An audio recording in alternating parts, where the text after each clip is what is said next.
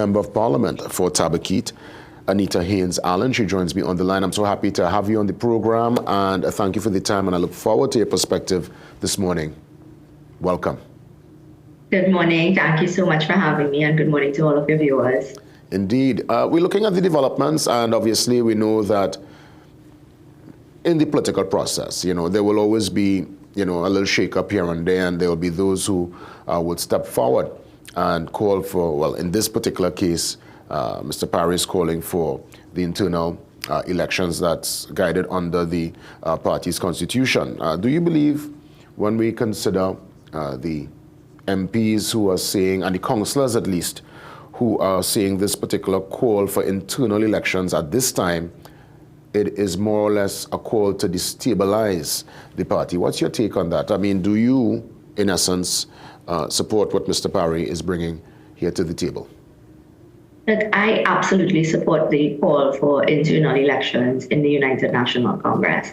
I think that any statement otherwise that says that internal elections or democracy within the party is seeking to destabilize, I think minimizes the strength of our political institution. Mrs. Kamala Persad has also said it, that the United National Congress remains strong, a resilient party.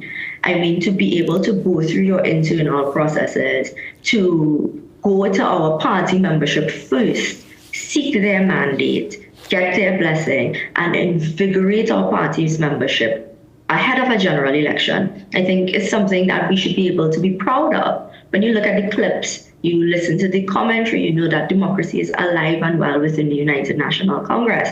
It is important for us to understand that what we're suggesting is a politics of the future. It is a politics that brings the membership of the party, brings persons who are card-carrying members of the United National Congress into the decision-making process, saying that your voice matters, your voice is important, and your mandate going forward is critical to the functioning of the United National Congress. So I think, that is a call. I can't really understand how anybody is disagreeing with it. Well, the executive members might argue to call for this internal at this point in time would take away from the bigger focus, which indeed would be the general election, whether it's called early in 2024 or it's due date 2025. What do you say to those who are suggesting, let's focus on the bigger picture, which is indeed the general, and let's leave this internal, at least leave it where it is for now? Well, the thing about that is that the United National Congress will celebrate its 35th birthday at the end of April. Trinidad and Tobago is a young democracy. We are all in the business of stamping our space in the political landscape, nationally, regionally, and internationally. And so we get to decide as Trinidadians and Tobagoans what we want to see going forward. There is a system within the United States, the primary system, where you go through rigorous public internal screening, and then each of the political parties bring forward a candidate who would have gone to their base in the full view of the national public to create an atmosphere that puts policy first. What are you thinking? What are your thoughts on various issues going forward? And so that by the time you face an electorate, by the time you come to a general election, you have a clear position on many issues. You've ventilated your points of view. And then you go to what hopefully is a more informed public, making a decision based on policies that affect our day-to-day lives. I think Trinidadians and Tobagoans have been calling out for a new type of politics, a new space where even if a political party is ventilating their policy positions in the full view of the public, that shouldn't weaken an institution. It should only strengthen an institution. You said it there, whether or not a general election is called early or next year. The fact of the matter is, Trinidad and Tobago is now under a space where we're looking at constitutional reform, where the United National Congress itself had put forward a space for fixed dates for elections. And that's something we need to look at, because this question of those who hold the power, hold all of the power in their back pocket with election dates, is something that we should really be looking to move away from. Indeed. I think it is reasonable. It is functional. It is actually a path that we should look forward to developing, where both political parties, all political parties, are able to conduct their internal affairs in a manner that will still interest the wider national public, get our spaces, our political spaces focused on policy and not on personality, and get to a space where we are speaking to an electorate that is open and willing to listen. Because what we've been seeing are declining voter turnouts across the board, which means our public is just not motivated, inspired, or hopeful. And not energized. And you speak on what we consider mature politics. That's the politics we would love to see. I fully understand where you're coming from in terms of having a set date for the elections for us to reach a place where, yes, some of these internal struggles could play out in the public domain and there are no repercussions, but unfortunately we would have seen across both sides of the divide when people step out and they bring this particular concern, any concern, to the public domain, their particular placement or treatment is less than complimentary. I'm actually looking at what the opposition leader said. Your leader, she would have mentioned wannabes, cowards, and outcasts. That is what the adjectives used to describe Mr. Parry and his team, who are challenging and basically saying, you know what, let's have the internal. What's your take on that? I mean, clearly you're supporting Mr. Parry. Do you see yourself in that kind of light? What's your take on the words there? She said wannabes, cowards, and outcasts. What's your take on that? I think that, political peacock is part of the course, and how persons respond is just from their perspective. I think the call for internal elections remains a brave call. It is a call that focuses on the strengths of our party. It focuses on the question of building. It is about putting forward a united national Congress that people are willing to vote for, that you are comfortable with, that you see a space for national development. I firmly believe that with a stronger United National Congress, we'll face a stronger Trinidad and Tobago. And that is not a space of a critique, but a question of building. Because when you take up any political position, any space, your role here is to be an amplified voice for people. It is to speak on behalf of those who can't do press conferences, do press releases, etc., or they wouldn't be carried in the news. And so that using that amplified voice to say, listen, let us bring more people into the decision-making space. Let us ensure that our members have a space to have their voices heard ahead of a general election. I don't think you could consider any of those people wanting to be anything other than a voice for persons who would have reached out to them. Mm-hmm. Understood. I'm trying to see in terms of the correlation here, do you think, obviously, by calling for this internal, which, there is that right to do so under your democracy and under the structure of the party. Do you think that calling for this at this point in time is more or less opposing the leadership, as it were, of the UNC?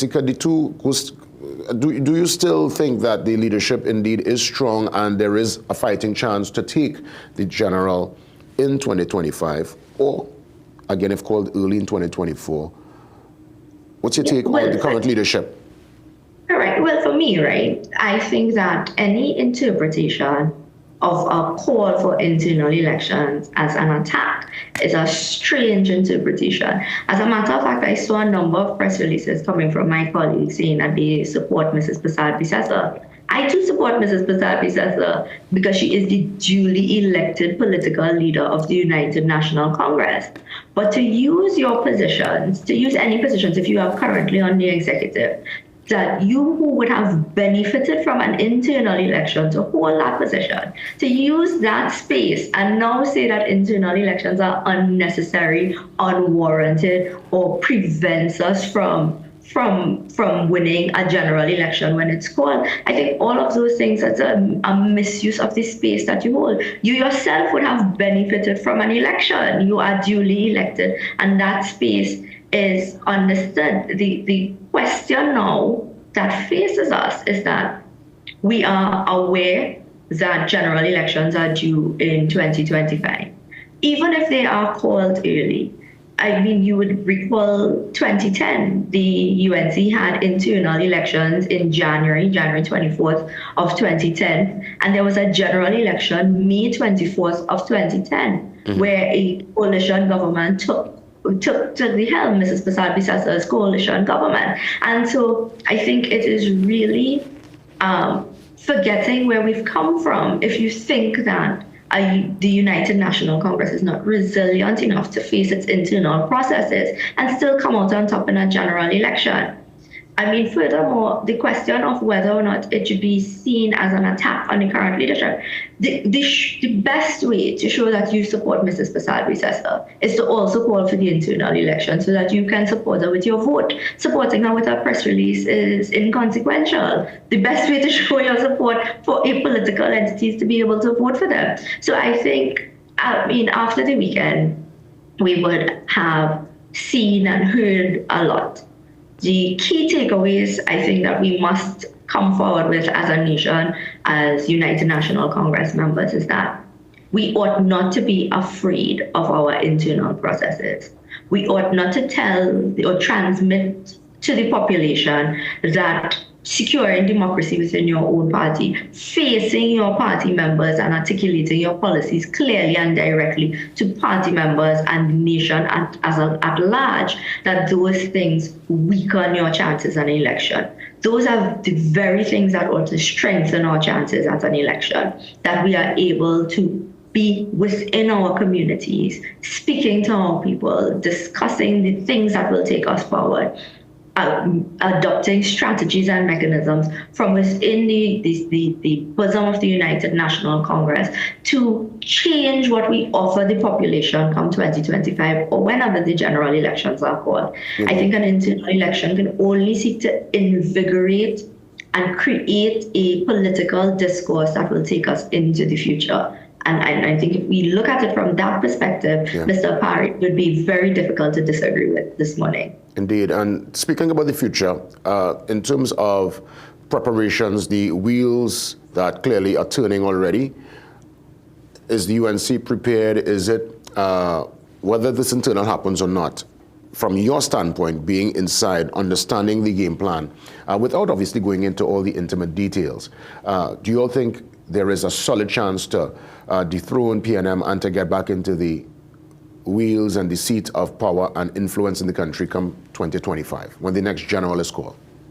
I think that the United National Congress has put in a significant amount of work, but as with everything, there's room for improvement. There's a space where you can grow and you can build.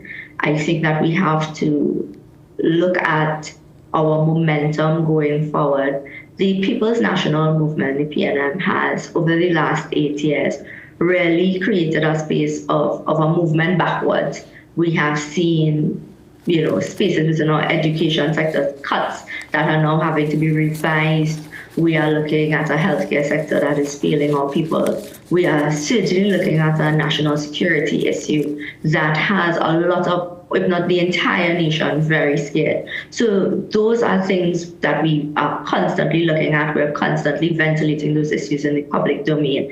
And certainly, an internal election does not prevent us from ventilating those issues, because the two can coexist, as we also must put forward to the population what the United National Congress will do differently, what we intend to do better, what difference we will make, because that is the whole point of holding any political position, that you make a difference in the lives of people, and that is what we will be going forward with. And indeed, when we look at your political career thus far, you are part of the new generation where people call for young, fresh, energetic leaders to step up. You have done just that. Your voice is a strong one. Are you concerned at all after coming out and speaking in this manner this morning? And of course, just expressing really what should take place, in an ideal scenario. Are you concerned at all about your political career and what we would have seen in the past, where people sometimes speak out and the way they're dealt with after is sometimes very, very unfortunate? Are you concerned at all? I mean, listen, I took up my role as a young politician not to sit here and just become an old politician. I took up my role because I believe in national development. I believe there is a space to do very good work for national development. I believe that the United National Congress remains a strong vehicle for change within our nation, for good, positive change within our nation.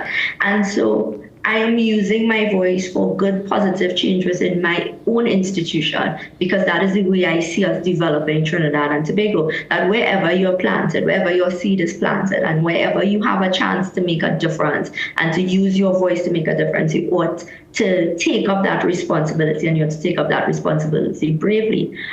Do I know if there would be consequences? I can't say that for sure, but I'm willing and very prepared to accept any consequences of my decision to speak up, because there is no point in taking a position as an advocate to then be silent. Understood. Any closing remarks? Anything you want to mention before we wrap things up officially this morning? Yeah, I would just like to say, speaking to the members of the United National Congress, those persons who would have take on membership forms, come to my office to get membership forms, and you believe in the vehicle of the United National Congress. Anyone that is trying to tell you that our internal processes will bar us from winning a general election is saying that we are not resilient, that we are not strong. And I disregard that completely and wholly. The United National Congress has put on a good showing as an opposition, and we ought to prepare ourselves very strongly for governing this country and taking our country forward. So I look forward to participating in the democratic process internally and externally as we face a general election in 2025. Anita Haynes Alleyne, as always, a sincere thanks. You're always welcome, and we'll hopefully touch base again soon. Have a great one. Thank you again. Everybody have a great week. And to the Christian community, we are in the Holy Week, so I extend my greetings to the Christian community this week as well. Indeed. Thank you so much, Anita Haynes Alleyne, the Member of Parliament for Tabaquite under the umbrella of the United National Congress, just using her voice to bring about concerns regarding the internal developments. And let's see how things